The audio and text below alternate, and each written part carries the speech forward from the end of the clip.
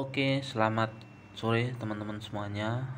Berjumpa lagi dengan Sauli dari channel Maun ID. Nah, sudah cukup lama ya saya nggak bikin konten karena memang ada kesibukan, ada juga beberapa permasalahan. Banyak yang bilang kalau September itu September, terus kemudian Oktober itu Oktober.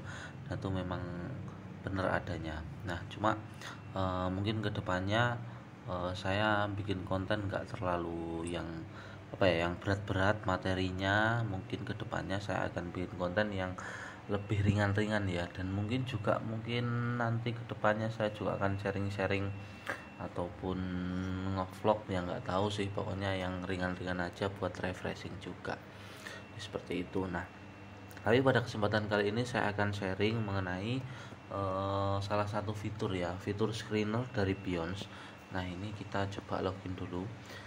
Kita login fitur screener dari Beyond. Mari kita coba. Ini sebelumnya kemarin ada yang request untuk membuat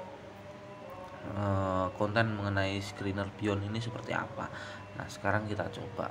Nah, jadi kita masuk ke menunya, terus kemudian nanti ada tulisan screener ya. Nah, secara umum yang harus kita pahami itu ada satu, yaitu ini.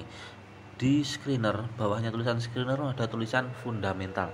Jadi dari sini udah jelas ya, kalau misal fitur ini itu yang diutamakan atau yang dihitung itu berdasarkan fundamental. Jadi kayak ada last price, terus market cap, terus kemudian gain or loss, terus kemudian NI growth, terus kemudian total aset, PER, PBV, EPS, GPM, OPM, DAR, dan urn ratio.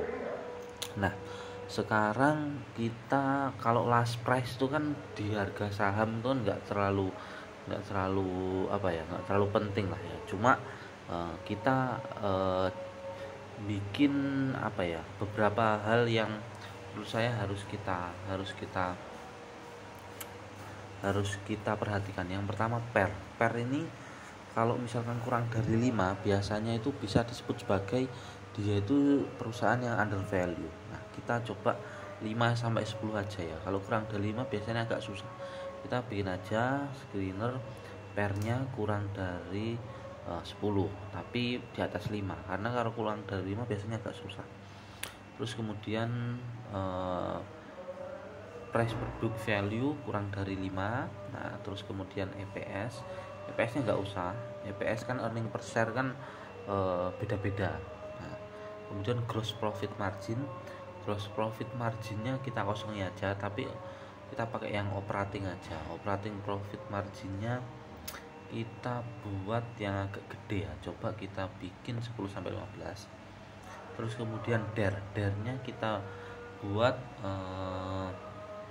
kurang dari, karena kita mencoba mencari perusahaan yang bagus ya, secara fundamental, karena screenernya kan fundamental. Terus kemudian current ratio ini maksudnya adalah ekuitas dibandingkan dengan dibagi dengan debt, hutang. Jadi kalau misalkan kurang dari 1, maka dia itu perusahaannya istilahnya utangnya lebih besar daripada ekuitasnya. Nah, tapi kalau misalkan 1 sampai 2, terus 2 sampai 3, terus lebih dari 3, berarti perusahaannya itu hutangnya itu lebih kecil dibandingkan ekuitasnya. Nah, jadi dia bernilainya lebih dari 1. Nah, kita coba current rasionya dibuat lebih dari sama dengan 3 ya. Kita coba aja, siapa tahu ada. Nah, kita coba search. Nah, nggak ada, berarti coba kita buat aja all aja ya untuk DAR-nya. Nah, kita coba.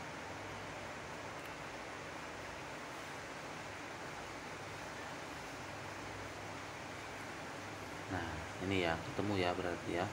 Ada beberapa saham-saham seperti ADES. Nah, kita coba aja lihatnya langsung.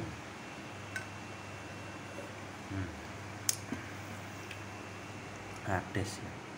ADES kita ceknya langsung enak aja di RTI aja.